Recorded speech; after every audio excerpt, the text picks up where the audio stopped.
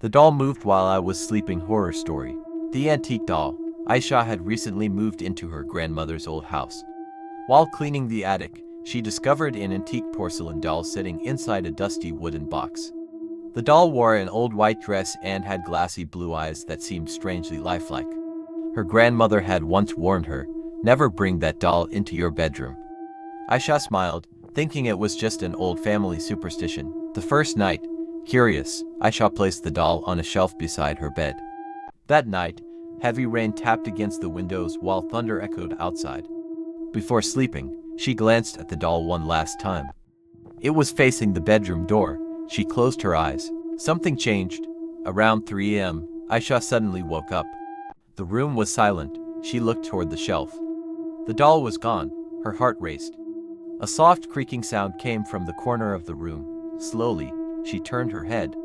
The doll was now sitting on an old wooden chair, staring directly at her. The whisper, frozen with fear, Aisha grabbed her phone.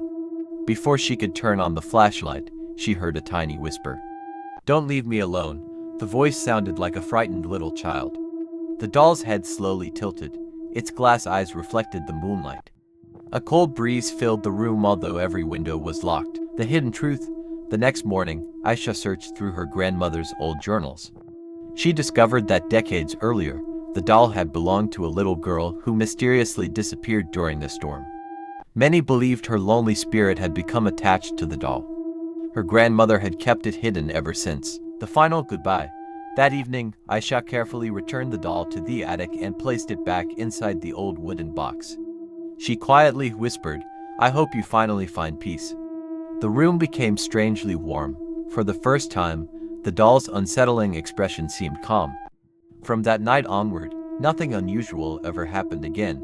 But years later, visitors still claimed they could hear tiny footsteps coming from the attic after midnight. Objects are more than forgotten memories. Sometimes, they are still waiting for someone to remember them.